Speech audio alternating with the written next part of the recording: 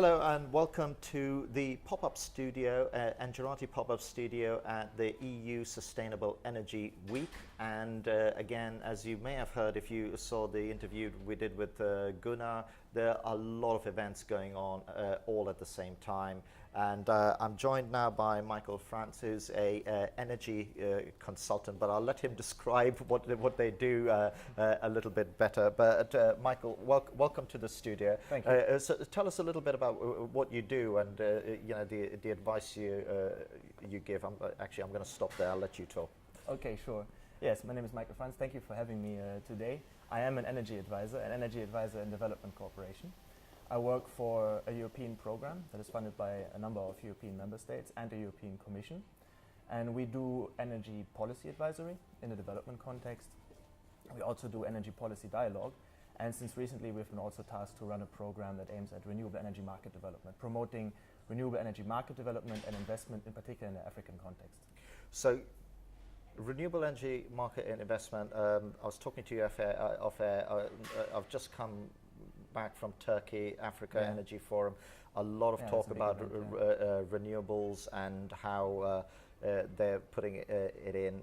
And it's interesting that you're sat here, but what are some of the challenges you're facing? Because I would imagine that the EU has a vested interest in investing into Africa.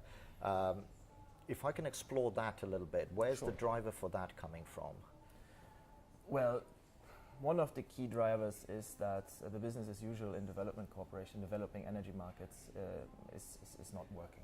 Yeah? We're not managing at closing the energy access gap. We're not also managing at doing it in a sustainable way. Yeah, we have this dual challenge of, on the one hand, tens of millions, hundreds of millions of people without access to sustainable energy, and on the other hand, we have the global challenges. We need to sort out climate change somehow. So we need to bring those two together, and renewable energy is seen as one of the key building blocks for that. And one of the things which was a narrative throughout the event last week, and again, which I'm going to ask you about, is renewables are great, but we all know the issue with renewables. They're intermittent. Different issues. Price intermittency. And one of the things I want to focus on is the price side of things. And South Africa has done a reasonable good job with their PPPs, but there's still remaining challenges, aren't there, in the African context in terms of getting projects off the ground? Yeah, absolutely. To start with, renewables should be deployed where it makes economic sense. Yeah, and there are already lots of opportunities where renewables are competitive.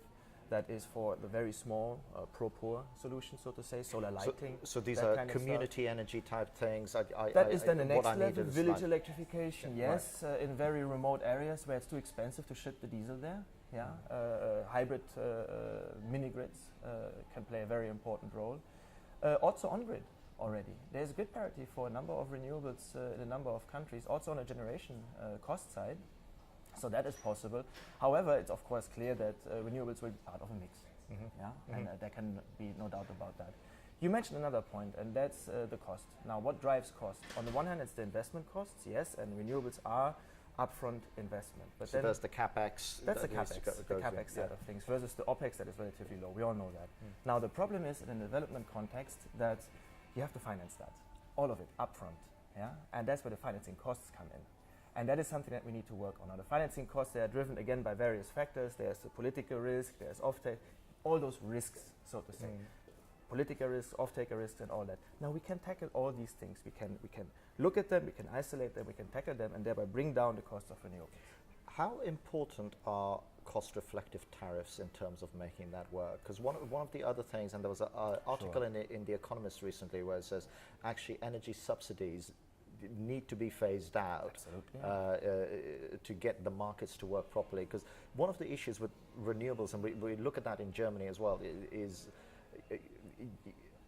they aren't cost-reflective. There's subsidy built into the system, and that's fine for a certain point. You need to kickstart something. Yeah. But then it needs to normalize, doesn't it? It does. Okay, I have to say at this point, at the same time, the conventionals have been and still are subsidized as well. Right, yes. So we also need to talk about phasing out those subsidies. Well, I'm talking in general. I think if the entire conversation, and again, this is the same conversation that's happening in Africa and everything, is all about, the belief that the market will work, then you can't have a market that's skewed. No, markets don't work by themselves. Markets need regulation. And a tariff regulation is an important part of it. There's different factors that come into it. We need subsidies at an early stage of market development. That's where it makes sense. We do need subsidies to reach out to areas that are difficult to reach. It is more expensive to electrify a remote village than to electrify a city. So there will be a subsidy element. Now the question is, who pays for that? Is it the taxpayer? Is it the consumers through a layover mechanism? Or is it donors who can support that initial investment and thereby bring down the cost and thereby reduce the need for subsidies?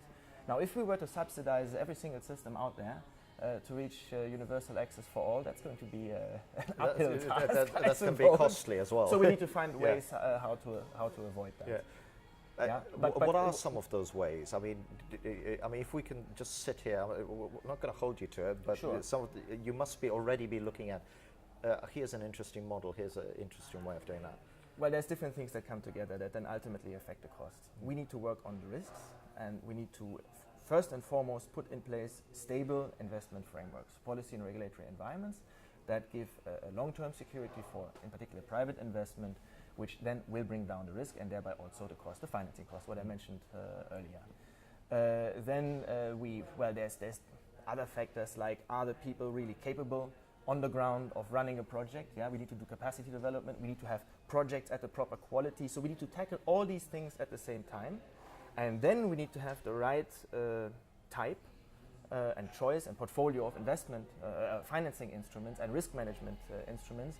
And that's how we can bring down the cost. That's how we can get the market to take off and thereby also reduce the need for subsidies.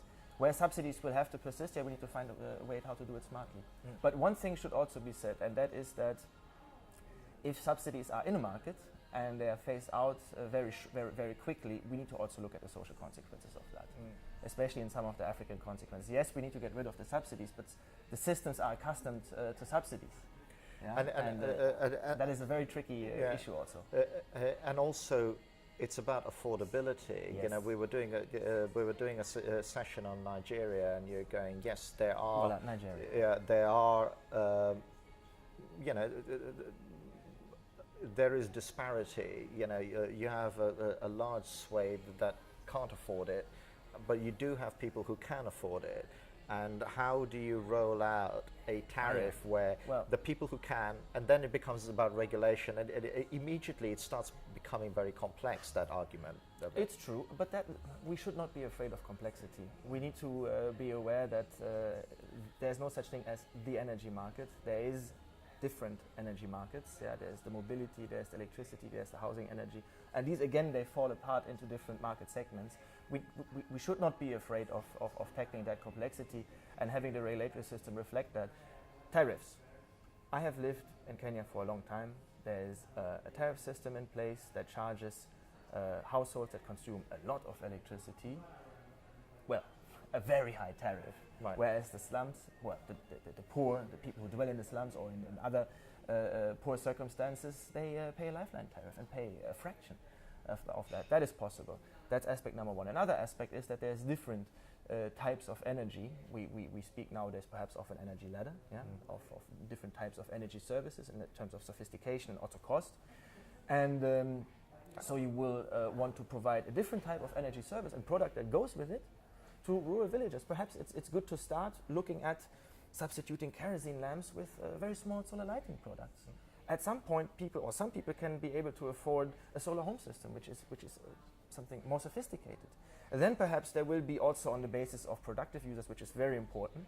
We need to find ways how to not have consumptive energy only, but also productive users of energy.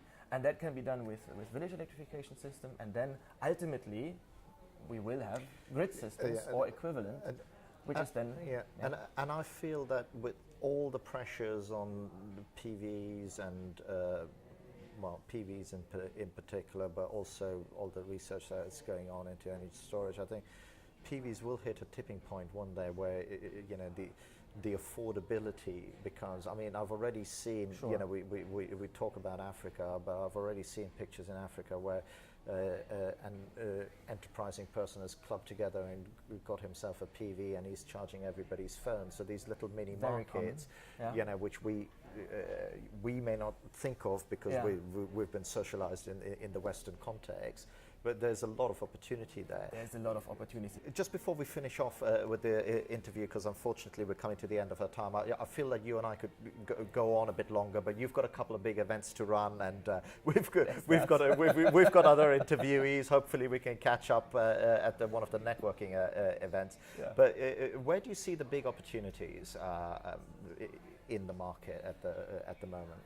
Well, I should say the beauty of it is that there's big opportunities everywhere. I'd say we could segment.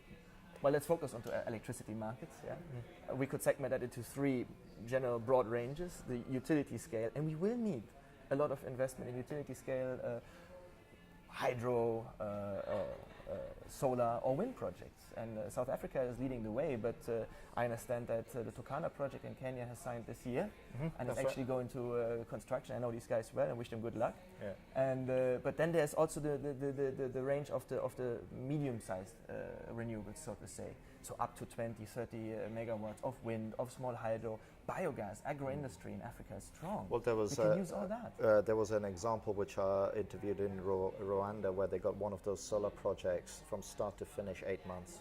Well, and that is another big advantage. Yeah. You can deploy the renewables, particularly in the middle range, much faster. And we could do a lot of smaller or middle-sized projects, and thereby really accelerate actually the generation capacity. There's new opportunities coming in with grid parity. Solar, depending on the financing cost, is and has reached in some countries already. If I produce my own solar power, it can be as expensive as the power that I buy from the grid. Now that changes everything. Then I might be well placed to generate my own power. There could be regulatory tools like net metering to support that. That would be fantastic.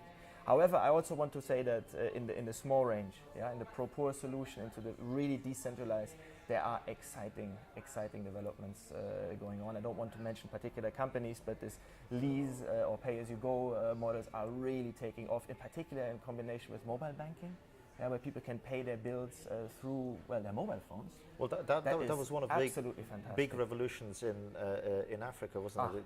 Yeah. For a start, they jumped a whole bunch of things, but I don't want to talk about that. But mobile payments. Mobile payments and energy is big, and it's great, and it's going to see us through a big change in the market. So, one really final question is, I find it somewhat ironic that when I cover the African markets and now come to this event in Brussels where we're talking about European issues, it is interesting that a lot of the conversations are exactly the same, and that just shows the global nature of this issue, doesn't it? It does, but that also shows how it's good that if both sides talk, and incidentally that is one of the key things that we also do. There is the Africa-EU Energy Partnership, which has been facilitating that kind of continental exchange, and it's just going into a bright future. So there's going to be more of that, but we certainly can learn a lot from each other. I wish I could pay my own power bill with mobile banking here in Belgium or in Germany, for that matter, where I come from. That would be a great thing. And on that note, which is something we have to learn from the African continent, is we're going to give it a wrap. And thank you very much for watching this interview. We've got many more lined up. Michael, thank you as well for joining us. I very much enjoyed our talk here today.